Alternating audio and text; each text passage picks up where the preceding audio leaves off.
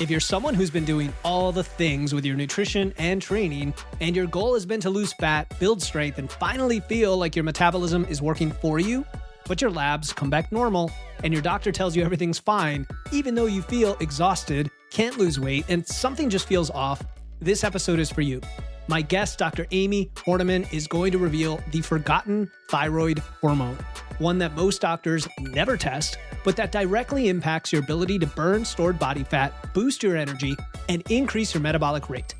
You'll learn what this hormone is and what it does at the mitochondrial level, and how optimizing thyroid function can help you burn fat more efficiently, recover faster, and have the energy to live and enjoy life to the fullest.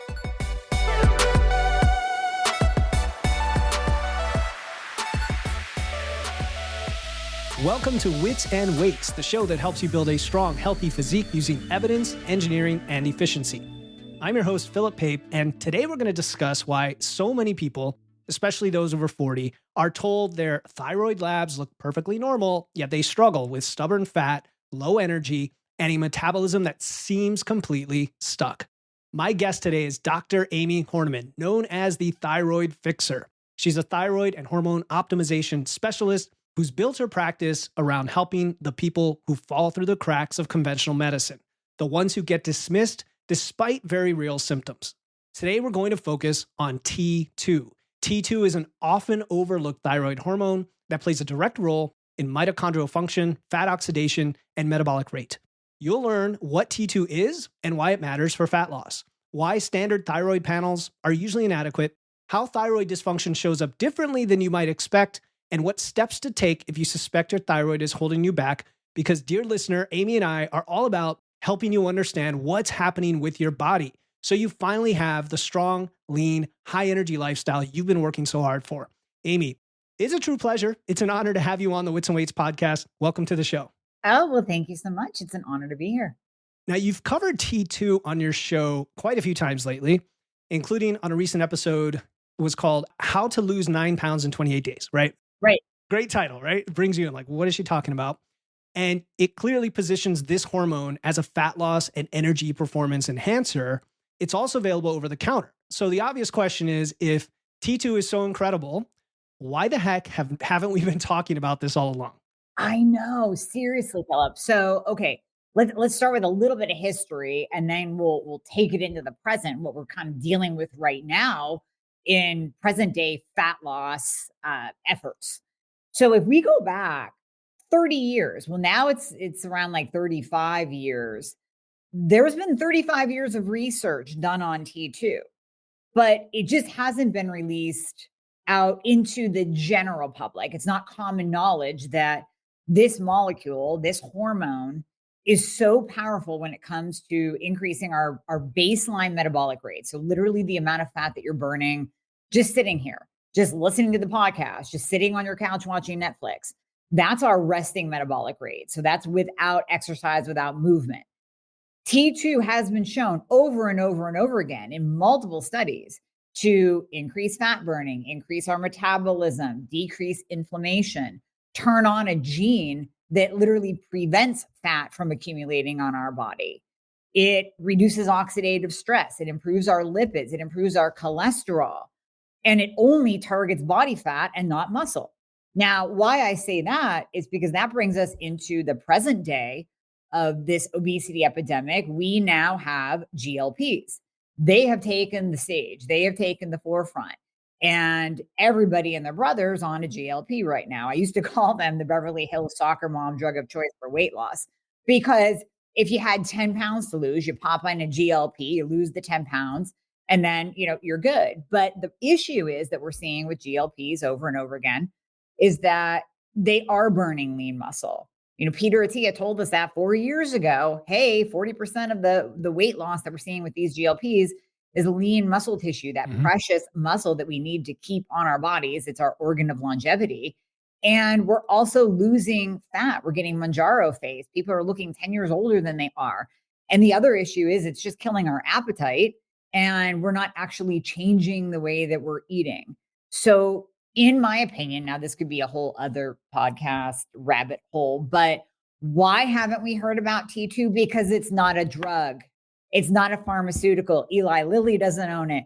Pfizer doesn't own it, just like they do the GLPs. So we're not hearing about it in mainstream as a true potential answer for the obesity crisis that we're in, because it does so much, because it would wipe out statins, because it helps with insulin resistance, because it actually decreases inflammation and helps fatty liver disease. Well, there's 5 drugs right there that can't be prescribed anymore. They start healing you. And then there's the big elephant in the room drug of choice, the GLPs. So I think really that's why it's not getting the spotlight that it deserves. Yeah, that's a viable answer that I've thought about myself, because you look at, for example, just simple herbal supplements we've known for thousands of years, like ashwagandha. Ashwagandha is massively helpful to people with anxiety and stress. And, you can get it over the counter, and it's actually put into some multivitamins today and things like that, but it's not patentable, right? It's not patentable like these drugs. Right. Same thing, like you said, hormone replacement therapy, peptides come to mind there. And I know peptides are just at the verge of where we are with that. So in that case, I guess let's look at the science first. Like, what makes it functionally different from T3 and T4? And then I would like to understand, access and dosing, and like, what should people think about if they even want to consider T2? All that fun stuff. Yes. Okay. So first of all, when we look at all the thyroid hormones, your thyroid gland does produce T1, T2, T3, and T4. Now, T1 we can set aside. It's totally inactive. It doesn't really play a role. It doesn't convert. So we'll just push that over here. Then we'll look at T4 next, because that's the other inactive thyroid hormone.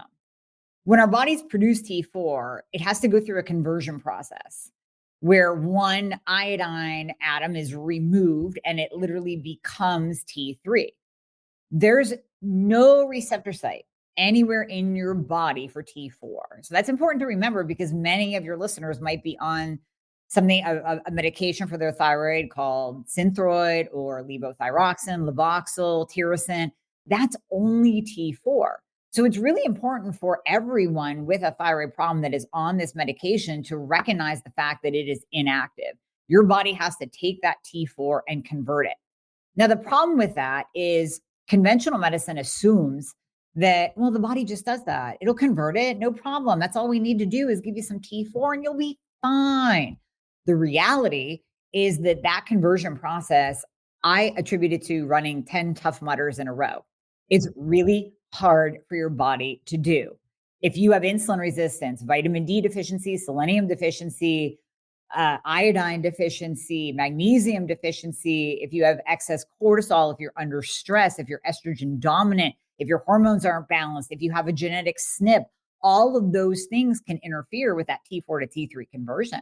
So that laundry list alone, you go, well, yeah, that kind of does sound like a hard job for the body to do. So T4 has to convert. Doesn't easily do that. So let's move on to T3. T3 is the active thyroid hormone. And yes, there are medications that are T3 based. That's liothyronine, Cytomel, and there is 20% T3 in the thyroid medication called natural desiccated thyroid. It kind of comes under that umbrella. That would be your Armour or your NP thyroid. Those medications are 80% T4 and 20% T3. So we get a little bit of a sprinkle in there. But it does have to be prescribed. Now, do we have receptor sites on our cells for T3? Yes. Everywhere in our body, we have a receptor site on every single cell. So I always say from head to toe, the thyroid runs the show, because literally the growth of your hair down to whether or not you poop every day is dependent on your thyroid functioning and you having enough of that active thyroid hormone T3. Now, T3 is great in that, yeah, it will absolutely increase our metabolism. However, it does not differentiate between muscle and fat. It will burn both because it just is increasing the overall fire. It's increasing your energy expenditure. It's not sitting back saying, okay, that precious lean muscle over there, very similar to a GLP, that precious lean muscle over there, we're just going to leave that alone. No. It's going to burn fat and it's going to burn your muscle at the same time. Now, if it's properly dosed, if you're managed by someone who knows what they're doing with the thyroid, you're not going to be over medicated on T3 and you will have just enough to optimize your thyroid, optimize your body where it's not burning muscle, but you do have a decent metabolism. The problem is not many people know how to dose T3 properly, even functional practitioners. I have seen them give these little baby doses of T3 that do nothing for a person, or they're not paying attention to whether or not that person is converting their T4 to T3. So we do run into some issues there. And a quick story, because this will lead us into T2. When we're looking at the power of T3, we always have to go back to bodybuilders, because bodybuilders were the OGs of biohacking long before Asprey came along. Love you, Ben Greenfield. I know you were a bodybuilder too.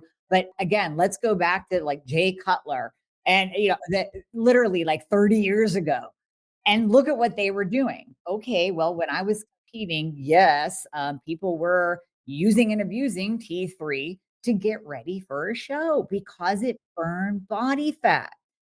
The problem was, and I saw one of the trainers to the pros being interviewed, and I loved what he said. He said, here's the problem. I don't give my athletes T3 to get ready for a show because it's going to burn their muscle that they've worked so hard to build and maintain.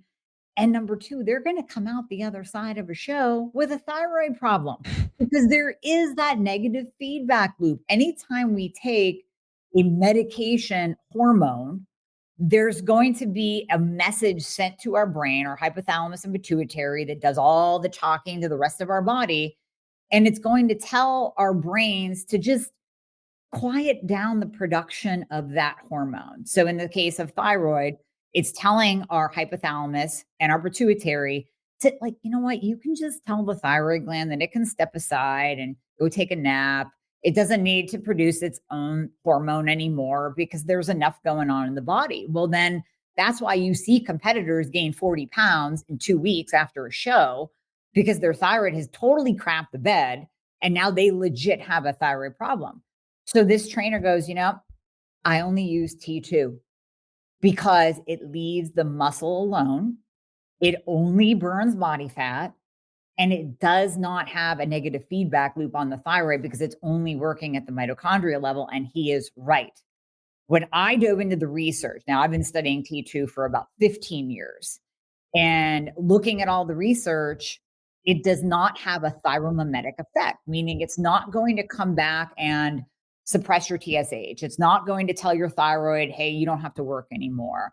It's not going to change your numbers to where your doctor is going to go, oh my gosh, Philip, what have you been doing? You're hyperthyroid now. No, it does none of that. It literally works at that mitochondrial level to produce ATP and to increase thermogenesis, or increase the amount of fat being burned. And then we're seeing other benefits as well. Oh, okay. I want to get into that. Before we do, I just want to clarify something related to T3. And I guess it affects GLP-1s as well, because you mentioned muscle loss. And of course, our listeners understand the value of strength training. And there's going to be differences between populations who lift and don't. If you don't, you're absolutely going to lose a ton of muscle. If you do, though, let's say if you do, and you're talking about bodybuilders, obviously they do. Is it that the T3 ramps up the energy expenditure such that you're in a much more aggressive deficit and that's why you're losing muscle? Or is there an above and beyond impact going on? So yeah, I believe with the GLPs, there's something else. Because even anecdotally, when I've been playing with even microdosing GLPs, or and I am not anti-GLP, by the way. I do believe that if you use a tiny dose in some populations, doing that microdose, we see a decrease in inflammation. And obviously, if someone is full-blown type 2 diabetic, I mean, I've had patients with A1Cs of 13. Yeah, let's get some GLPs on board, because that excess weight and that inflammation that goes along with having type 2 diabetes is way more detrimental than losing a little bit of muscle. You have to weigh your pros and cons here. But I think, what we're seeing with the GLPs, there's something we don't know. And we're still seeing muscle loss despite adequate protein intake and despite lifting heavy. So with T3, we don't see that as drastically. I mean, that really is, it is more manageable when you are lifting, when you're eating adequate amounts of protein, when you're feeding your muscle appropriately, getting in amino acids. We don't see as much muscle loss with T3. when used appropriately. But when we're talking about like kind of looking at As a the performance enhancer. bodybuilding Yeah. world, Yeah. Yeah. you know, you're talking about higher doses in a shorter amount of time, specifically designed to rev the metabolism to burn as much body fat as possible in those 8 to 12 weeks of contest prep. You know, you're probably going to be looking at a little bit of muscle loss there too, despite the lifting and the eating, because those people, that subset of the population is already in a caloric deficit in Mm-hmm. preparation for the show, possibly a little bit of a nutrient deficit. I know, I've been there. And then you're going to have a little bit of muscle loss when you're using T3 in that population. Yeah, it's always interesting to break apart the energy expenditure side from the physiologic, like what are these other effects going on? So then that leads us to T2, because you said, okay, it works at the mitochondrial level. It doesn't have the same phenomenon of muscle loss, and then it doesn't negatively affect your own thyroid's production. So all of that sounds great, especially if I think you've talked about how it's over the counter and doesn't need to be prescribed or even used if you have thyroid disease. It could just be something we use as an enhancer. So let's get into T2. Like, what does it mean? How does it work? What's going on? Like, lay it on us. Yeah, absolutely. Well, so how I was exposed to T2, like I said, about 15, well, maybe 20 years ago now. Yeah, 20 years ago, I started looking into it because it was available over the counter in supplemental form, but only kind of in that bro science population. So there was a company that had a really angry name. And literally, I kid you not, had like a gorilla with claw marks on the front of the bottle. So here I am meeting with 45-year-old women needing to lose weight. And I'm like, yeah, you're just gonna have to trust me here. You're gonna want to go to this really angry, chaotic, painful website and order something with a gorilla claw on it. And they'd be looking at me like I had 5 heads, like, really? I'm gonna take this? Is this safe? I'm like, trust me. So anecdotally, I was using it on myself, on my patients, and seeing tremendous results. And this was even in the subset of patients who didn't have an open-minded doctor. So at the time, I didn't have my team where we could prescribe to all 50 states. So I was working with people trying to advocate for them to their doctor. Hey, this person's on T4 only. It's not working. They've gained 30 pounds. They can't lose it. Can we please like change up their thyroid medication, add in T3? So obviously we hit a lot of roadblocks there. And a lot of the patients were on T4 only, and it just wasn't working. So that's where I would say, you know, hey, Susie, just trust me, add this in. And then we were seeing weight loss. We were seeing changes in their body. We were seeing inflammation go down. And that's what really piqued my interest. And that's where I dove deeper into T2. So then we started looking at the studies on it and seeing, oh, look, in 28 days, we're seeing a drop of 4% body fat, which is huge. We're seeing a drop of an average of 9 pounds. Some lost less, some lost more, an average of 9 pounds in a month when using T2. And it became really interesting to me to look at all of the other benefits as well, like the improved fatty liver, improved cholesterol panels. We're seeing a decrease in insulin, improvement in insulin sensitivity. And then most recently, the study that came out within the last year or so is that it's actually turning off a gene that allows fat accumulation. So that's huge. I mean, if you're someone that you're like, I look sideways at a brownie and I put on 5 pounds, this can help because it's literally going to improve your metabolism. And it's going to, if you are one of those easy gainers, it's going to stop that fat from easily accumulating on your body. Now that it's not a license to go eat what you want, but if you are one of those people where you're like, I can't enjoy anything, like I can't even go out to eat with my husband and have an appetizer or a glass of wine because I'm going to pay the price and be 5 pounds heavier tomorrow. That's huge to be able to have that social life, have that enjoyment again without being worried about the scale going up all the time. So that's how I was introduced to T2 and how I started studying it. And then fast forward to 4 years ago, when I was starting the Fixer line of supplements, I knew that that was going to be the forefront. That was the first product to come to market. The first thing on the shelf is going to be T2 because of all the years of studying that I did and how beneficial it was. I knew it needed to come to market not in an angry bro science form with a gorilla on the front. Yeah. So here we are today. I'm not even, attracted by those things anymore. Like my 25-year-old self might have been. That's kind of funny. So two things I want to ask about then. You mentioned some of the biomarkers, like lipids improving. You mentioned insulin sensitivity and then this gene for fat storage. So what I'd like to separate out is, on one hand, what is being improved simply by virtue of this higher energy flux or the weight loss, and what is being improved with true like nutrient partitioning and things like that. Because when you mention the gene for fat storage, my brain always goes to the numbers, like the math. I'm like, okay, so if you had that extra brownie, are you now burning a few more calories and therefore it's just netting out? Or are you like shuttling that into a little more repair and building of muscle tissue instead of storing of fat? You know what I mean? That's where my brain goes. Oh yeah, I like how your brain works actually. So I'll work backwards. The gene study is so new. I haven't seen anything other than that one that came out. So I'm still waiting for more research to be done. And that is an area that I just don't know if we're going to see it or not because it's not a pharmaceutical. And I think we've seen that a ton. If you look on PubMed, NIH, it's really hard to find studies on nutraceuticals, on herbals, on things like ashwagandha, because you can't patent it and you can't turn it into a medication. I mean, that's just the reality of it. So, Real quick on that, I totally know what you mean. And then you get the criticism that the few studies you do find are funded by the supplement companies, as if that's the be all end all of why they're poor studies. And some of these are very good studies. And I hate that for them, because sometimes there is really good research, but it's only paid for by one company because that's in their interest, right? So anyway, yeah.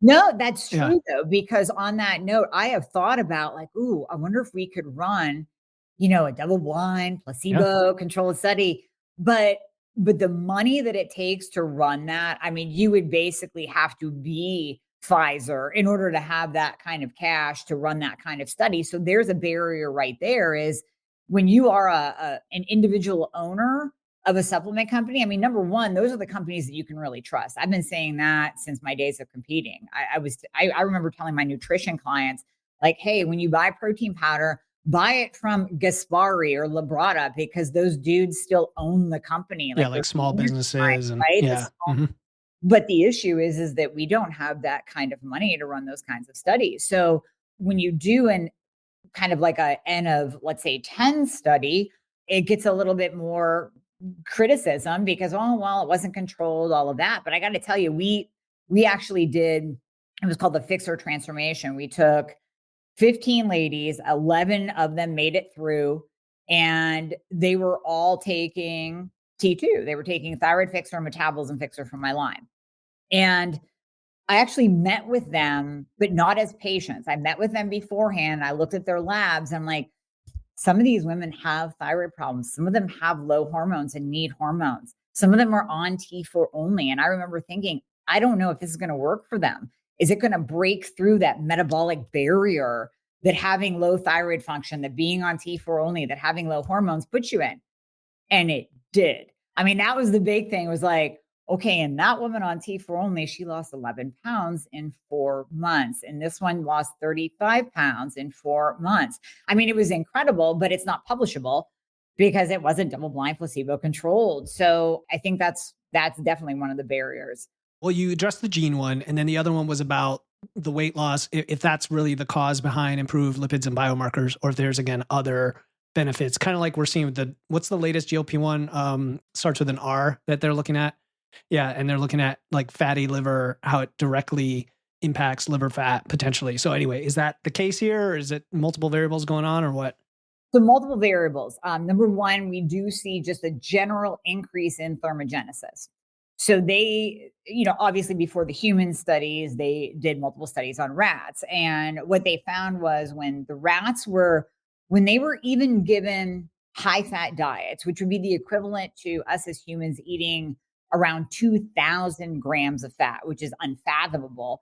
But if we did, I think we could all agree we're probably going to gain weight. Like, I don't care if you're keto or carnivore, if you eat 2,000 grams of fat, you're going to put on fat. Like, that's just the bottom line. So these rats were put on a high fat diet, given T2, and they still increased thermogenesis, or the burning of stored body fat, and still lost weight. We also are seeing a browning of white adipose tissue. So that's why we jump into cold plunges, right? We want to ultimately brown the white squishy fat that we grab and we say, I don't want this anymore. And we want to turn it brown. And that becomes brown fat is more metabolically active. Brown fat improves our insulin sensitivity. So there's that mechanism going on as well. And then the third is that there is mitochondrial uncoupling. So we would see that, again, going way back to the OGs of biohacking, the bodybuilders. Do you remember clenbuterol? Do you remember when the bodybuilders were using clen to also burn body fat? There's mitochondrial uncoupling there. And basically what that means is that your body is increasing the fat burning while leaving the muscle alone. So they term it in these papers, they term it as an exercise mimetic, because when we look at exercise, we're building muscle, we're burning body fat, we're improving our lipids, we're improving our insulin. Obviously, we're moving fat out of our liver to a point during exercise, and T2 does all of those same things. So while it's not a green light to not exercise and just sit on the couch and take T2, it does produce the same benefits of exercise. So it's kind of working on a multitude of different layers. And then again, at the mitochondrial level, we're seeing ATP production. So it's also producing steady energy. And that's what I've also seen in my hypothyroid people using it. When you have a thyroid problem, sometimes it's this indescribable low energy. It's like this, you can't get going and you don't even know why. You're like, why am I so tired? It's noon, it's 2, it's 3, it's 4. I'm still dragging. And literally you just drag through the day. Well, instead of taking a stimulant, because there's nothing stimulating about T2, it's not like the fat burners of old where you felt like you were having a heart attack.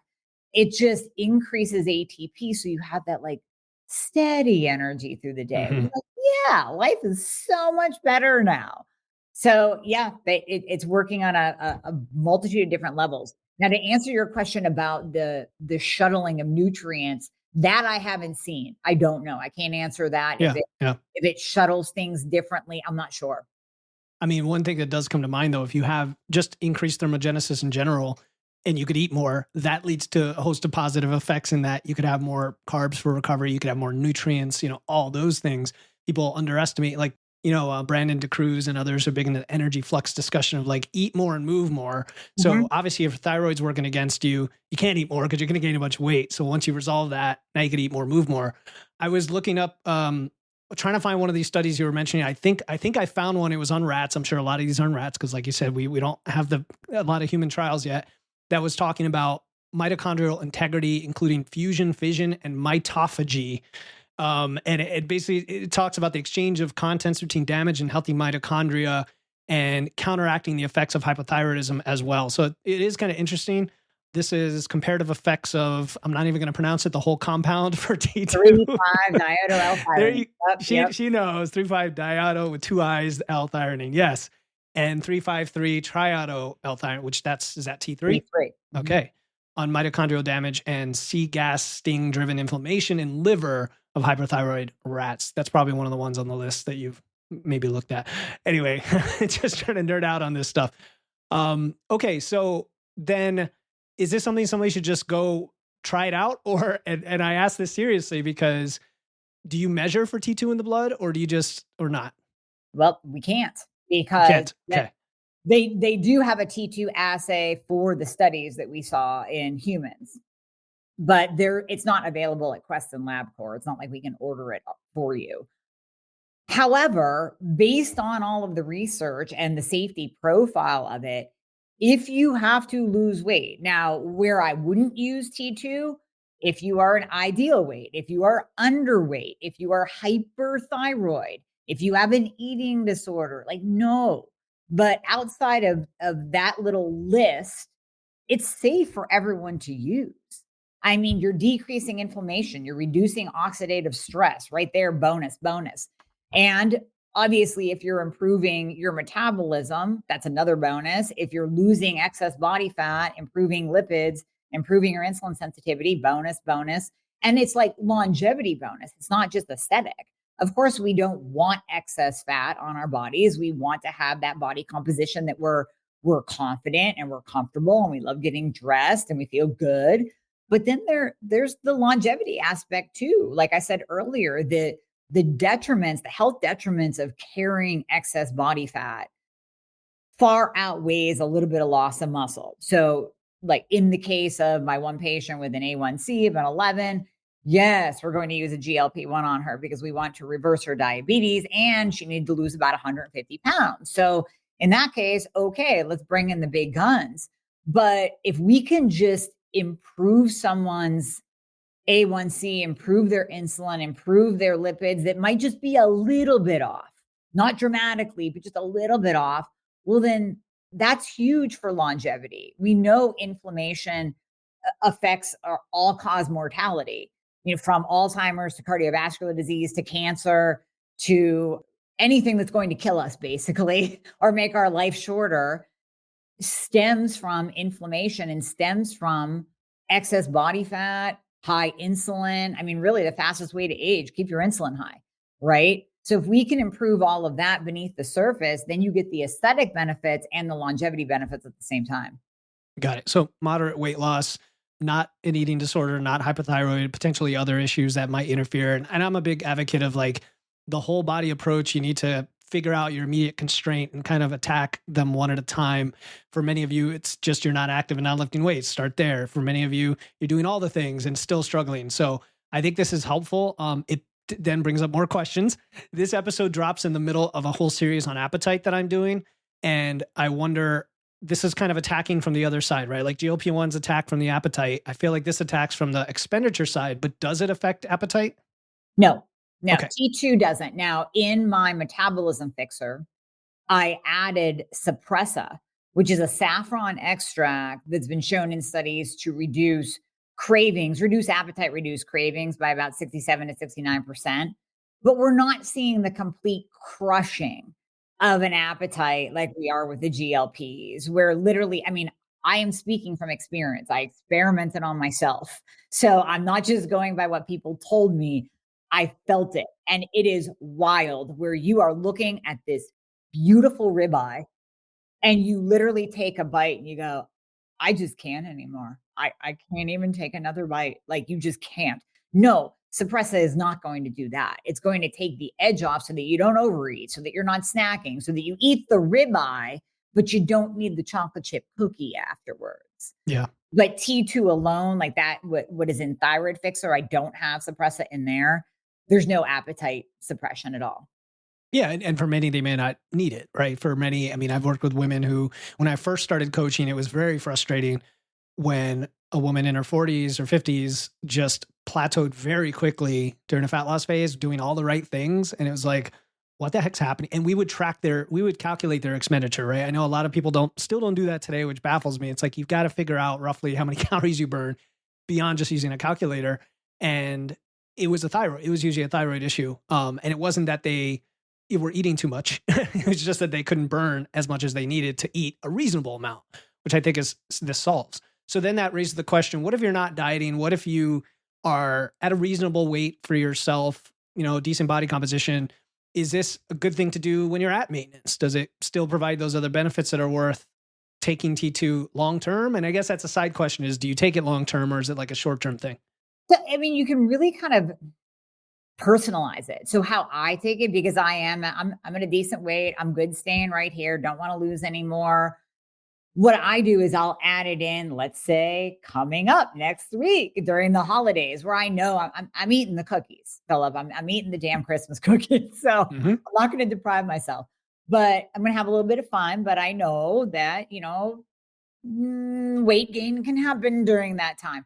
So in order to keep my metabolism up a little bit more, I'll take it during that time. Or if I'm going on vacation or, just adding it in, bringing it in and out for that purpose. But I would say, yeah, if you are at a decent weight and you're like, I'm good, then you don't need it. Now, if you have low energy, if you're at a decent weight, but you're like, oh, I got that energy drag through the day that she's talking about, then yes, that is a beautiful way to maintain nice, steady energy. And then at the same time, I would say to everybody, still have your thyroid checked. Look Mhm. at your hormone function, because just like anything, T2 is going to work better in a primed body. So, we hear that a lot with peptides. Any peptide, especially the GLPs, they will not work if, let's say, you're so hypothyroid and you're not even being paid attention to or tested or treated, or your hormones are in the toilet, you're not on bioidentical hormone replacement, you have no testosterone whatsoever, your estrogen's in the basement. It's either not going to work or it's going to take a really long time. Or if you're eating like garbage and you're not moving, like that's hard to overcome. Now, in Mhm. the Fixer transformation, ladies, we saw T2 overcome some of those blocks. But in general, I would say to the listener, like, please don't think that you're going to put T2 on a dumpster fire and have it work. It's just not. Yeah, that's important in the pyramid, right? Like supplements are the icing on the cake. They can be super powerful and they're accelerated when you're doing the other things right. I'm sure you've gotten reviews like, "Oh, this thing doesn't work at all," and it's somebody who just their lifestyles. It's either that or they'll use it for like 3 weeks, and it's like, Okay. again, this is not a GLP drug. Yeah. It's not going to work in 3 to 4. In fact, you can, and for those people, I go, when you take vitamin D, do you think your vitamin D is going to go from a 20 to an 80 in 3 weeks? Or you think it's gonna take a couple of months? Mhm. When we give hormone replacement therapy, we are prescribing hormones. I still tell my patients now, hormones take about 3 months to build up and to get to those optimal levels where we know what your dose is going to be, where you can coast. If hormones take 3 months, do you think a supplement is going to work in 3 to 4 weeks? So it's about expectation too, as well as not putting it on a body that is wrecked. Something we struggle with all the time in this industry is like balancing realistic time, patience, expectations. For if you want something that sticks long term, you're going to have to be a little patient. But listeners, come on. You've been struggling with for 20, 30 years. What's another 6 months to do it right? Like, that's what I always say. What's 6 months to do it the right way? What about side effects? We haven't seen any yet. The only reports that we've gotten from some customers is that certain really sensitive people can feel a little bit of that amp. So when you push ATP, some people will be like, whoa, I felt a little bit jacked up. Like, did I drink a Red Bull? Like, my heart started palpating a little bit. Now, sometimes it's the matter of, if you are in that hypothyroid state, like you truly do have a thyroid problem or you're on T4 only, a lot of times, and I hear this from patients as well when we start treating them, they'll say, oh my gosh, my heart rate is high. I go, what is it? They go, it's like 65. I'm like, okay, so that means that you were really low before. Like, you actually got used to a 50 beats per minute heart rate. Not that you were Lance Armstrong, but that you were just hypo, low, and slow. And now we're bringing you into a normal range and you feel like it's high and you feel like it just got jacked up. Now, that's totally different than somebody that's like, oh, I'm sitting here at my desk and my heart rate's 130. Okay, let's back off something if that's happening. But a lot of times people will just feel that little bit of ATP production and feel amped, but they're really kind of coming into normal. Interesting. So in the totality of someone's like regimen or protocol, right? Like somebody who doesn't have any hormone issues, where does this all fit? And what I mean by that is, we usually talk about the pillars, like you've got lifting and maybe your steps and your sleep and where does all this fit? And then what other supplements are you big on along with T2? Yeah, absolutely. So I think it fits into, just like you said a couple minutes ago, that pillar of supplementation, support, targeted therapy for what your body needs. So you need to lose weight, you need better energy. Okay, here it is. That's that target. In addition to the lifestyle and the sleep and the nutrition and the movement, you have to have all of that. And then the baseline supplementation support. So I call that the no duh list, meaning, of course, you're going to take these every day. So my no duh supplement list is vitamin D, magnesium, Selenium in a small amount in the form of selenomethionine. I like using 100 micrograms, not 200, not 400. Side note, the problem with some thyroid patients is they get so desperate and they do want results yesterday that they read a blog that selenium helps your thyroid and then they start popping it like candy. And Or eating a lot of Brazil nuts, right? like they'll And like eat too like many. a bag of Brazil nuts every day, or they'll take like a 400 microgram or 200 microgram selenium supplement. I'm like, that's too much. That can actually increase your reverse T3. So you want kind of the Goldilocks sweet spot. And I love iodine. And I know that's a whole other controversial topic, but for me, that is part of my NODA supplement list as a baseline supplement in the proper amount because our thyroid needs it to produce T4, T3, and T2. Our thyroid gland needs it to convert that inactive T4 to T3. And it's antiviral, antifungal, antibacterial, and it helps detoxify our bodies from chlorine, bromide, and fluoride, which are very toxic halogens to your thyroid as well. So I like iodine as a baseline too. So selenium and iodine, right? I mean, the argument always is why not get those from food? I know magnesium is almost impossible to get enough from food, let's be Right. honest, in the food supply, but it does the same apply to selenium and iodine? I used to say, just eat a Brazil nut or two every day. But then kind of looking more into that, again, we kind of come back to what's wrong with our food supply. Where was it grown? Was it exposed to pesticides? Was it exposed to heavy metals in the soil? How much selenium is actually in each Brazil nut? There are different sizes. So it became too much of the Wild West, just telling people to eat Brazil nuts. I mean, while it's beautiful to get nutrients from food whenever you can, unfortunately, in the time that we're living, that's getting harder and harder to do because of the soil depletion and just everything that we're using on our crops. So I just say, you know what, go ahead and supplement with it. It's steady, it's easy, you're getting it in and call it a day. Yeah, I kind of agree. I mean, same thing with multivitamins or vitamin C or like what's another creatine, obviously, but creatine is its own thing. You can't get enough from food. I guess you could, but that'd be a lot of meat. A lot of meat. Yeah, That'd be a lot, a that's a lot, a lot lot of of meat. meat. Yeah. Like 5 times as much. So okay, that's good to know. The duh list sounds totally reasonable. And then one thing I wanted to ask you because we did talk about strength training a couple times that I'm always curious about is how it affects your thyroid.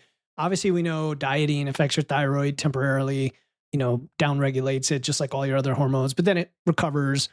Strength training can be really stressful for some people who have done the wrong way or if like they overtrain. And I just wonder like, where's the line of how beneficial it is to your thyroid as a natural thing to do versus not? The big thing we see impact the thyroid are more so the cardio queens. And I get it because when I was being misdiagnosed and my body literally laid down in excess of 25 pounds in a short amount of time, yeah, I did cardio. I cardioed my ass off in hopes that maybe that would help me take off some of the fat that was coming on my body so rapidly. But unfortunately, that produces an excess of cortisol, which downregulates your thyroid. And we just know that strength training is so much better. Actually, I don't even do cardio anymore. My cardiovascular system gets a workout from lifting heavy because if you lift heavy enough, you will be out of breath. Or I'll do some, hit training like the infinity rope or something like that that gets my heart rate up. But I no longer do a machine for cardio, and I certainly don't run. I just focus on doing strength training, and there's nothing wrong with that. It's very, very rare that someone will overdo strength training. I mean, you and I talked a little bit about CrossFit before we jumped on. Okay, there's that subset of the population that maybe that's a little bit overdone, but I think even that has changed through the years, and we're not seeing the same like crazy intensity that we once saw where people were really like going into rhabdo and really crushing their bodies. But I really believe that we need to get away from this hour-long cardio session, the Peloton, the even just the 45-minute like long steady state cardio or running. You just can't. You just can't do it. And my husband was a runner. Quick story, because this impacted him from the beginning when I told him this. He used to be a runner. Now he would lift weights too, but he would always run. And I would say, "Hon, let me just tell you something. Just get this picture in your head. First of all, I want you to picture what a sprinter looks like, an Olympic sprinter. The guys that maybe do a quick hurdle or a sprint, they are jacked. They could step on a bodybuilding stage Hmm. like the same day that they're in the Olympics and win. But they have muscle and they're tight and they're lean. And I said, now I want you to picture your typical marathon runner. And what do they look like? They're a skinny fat. They have no muscle.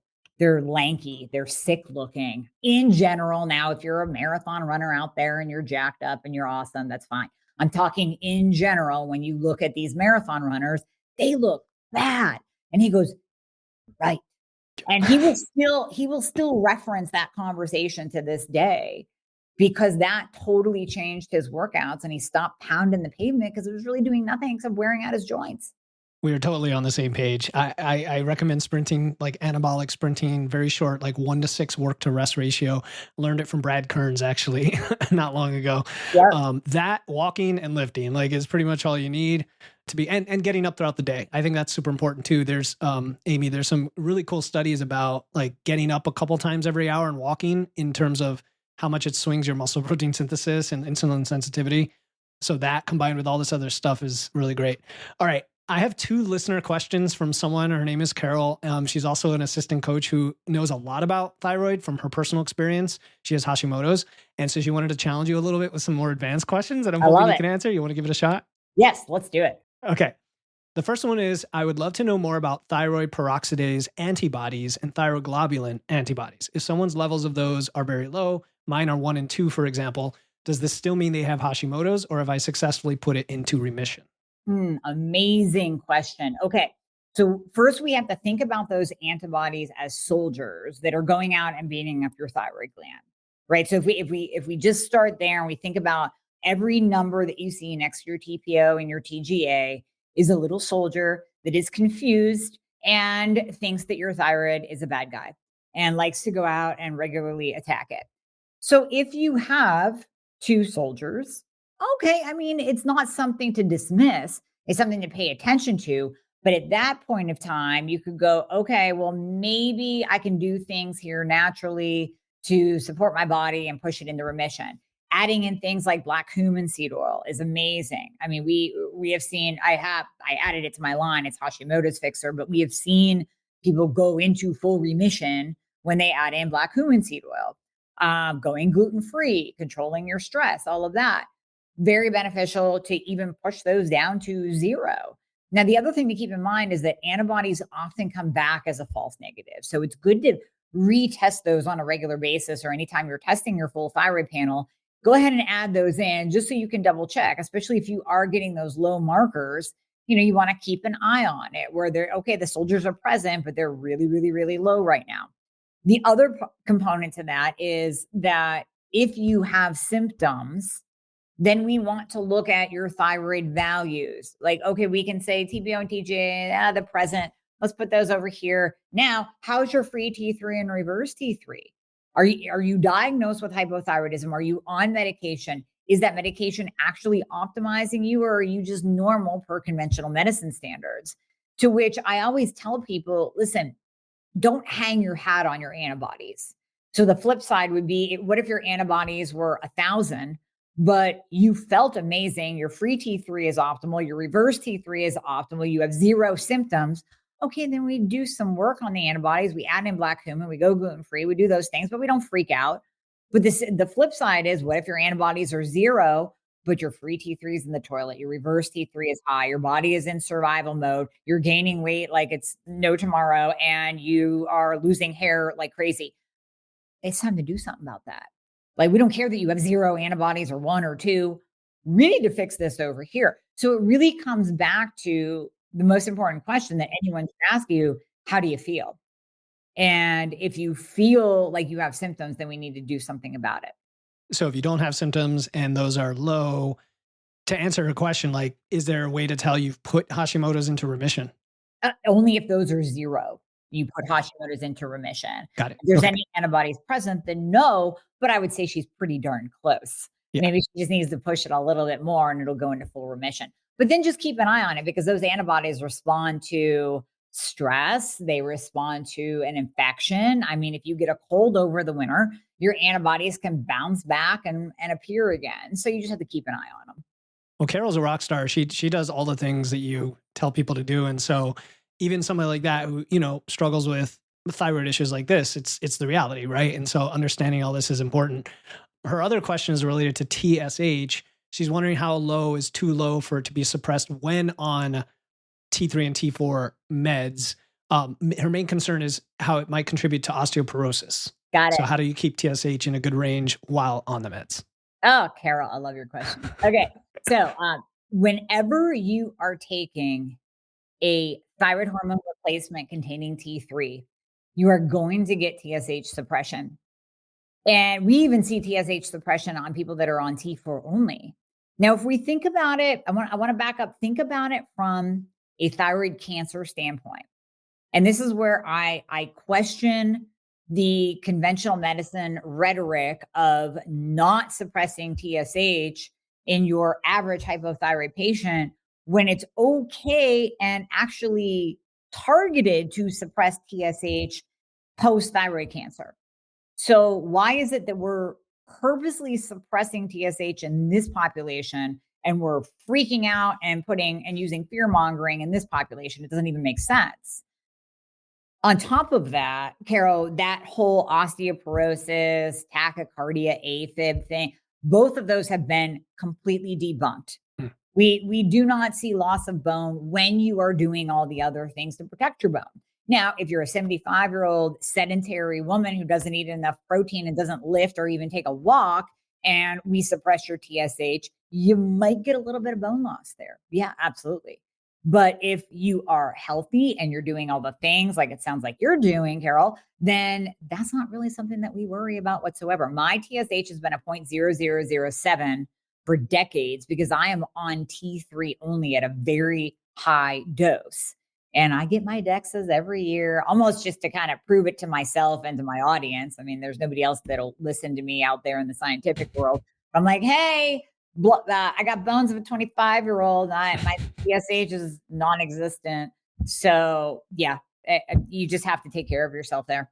Love it. And I like the myth busting, right? When you some of these things persist, especially, the big myths we kind of all have heard now, but something like that where it's just lurking and women are concerned about not taking treatment options because of the symptoms. It's really a relief, I'm sure, for them to hear that. So thanks for answering those, Dr. Amie. And I guess the last thing I would ask is there anything you wish I had asked, especially in the T2 world? Because I know it's a big topic and a hot topic now. Is there anything we didn't cover you think we should? Oh, goodness. No, I think you covered everything. We hit all of the important points, all the studies. I love it. I love it. And really what I would just say to your listeners is if you are struggling with weight loss, that's just, it's huge, especially if you're a woman. Guys, I know you care about your body composition too, but man, us women are so hard on ourselves. And we really we get impacted where it starts affecting our social life and our bedroom life because we don't really want to get naked because we don't feel good about ourselves, so it starts creeping into other areas of our life. And I don't want people to think that you need to be in this skinny culture, but we need to be a healthy weight. So if you are struggling, just know that there is hope. There are things that you can do. And even if you are being medically gaslit by your conventional medicine doctor, you don't have to buy into that. You don't have to believe that. Block that out and just have hope and know that there are things that you can do to change. Know that there are things you can do to change that. That's the message right there. Dr. Amie, this has been awesome. I think T2, I always try to bring people on who will teach me something, and because I know the listener will learn something, and I will be looking into this myself as well. Right now, my biggest metabolism booster is I had surgery, so the recovery is actually boosting my metabolism. But after that, check it out. So where can listeners find you? We can throw those in the show notes for people to reach out and learn more about your work. Absolutely. So you can go to just dramie.com, DRAMIE.com. And that's where you'll find anything. You can book a call on that page if you're interested in working with us and coming into the clinic where we prescribe to all 50 states. You can also find the podcast, the Thyroid Fixer podcast that Philip's a guest on as well. We have over 590 episodes, so tons of information there. And then I'll encourage all your listeners to join my Just Fix Your Thyroid Facebook group. So this Facebook group is, in my opinion, one of the best out there because we give real advice. I'm in there answering your questions. I'm in there once a week doing a live Q&A, answering your questions. You can post your labs in there. You can post your symptoms in there. My nurse practitioners are in there. My coaches are in there. Like, it is a free community full of love and support, and to really kind of unpack what you're dealing with if you are dealing with a thyroid problem, low hormone problem, and what you can do about it. Awesome. So dramie.com, the Thyroid Fixer podcast, and the Facebook group, we will throw the links in the show notes for the listener. Dr. Amie, thank you so much for doing this with me. I'm excited to be on your show as well. We'll share that with everyone when it comes out. And we're recording this before the holidays, so I wish you the best. Thank you. Happy holidays.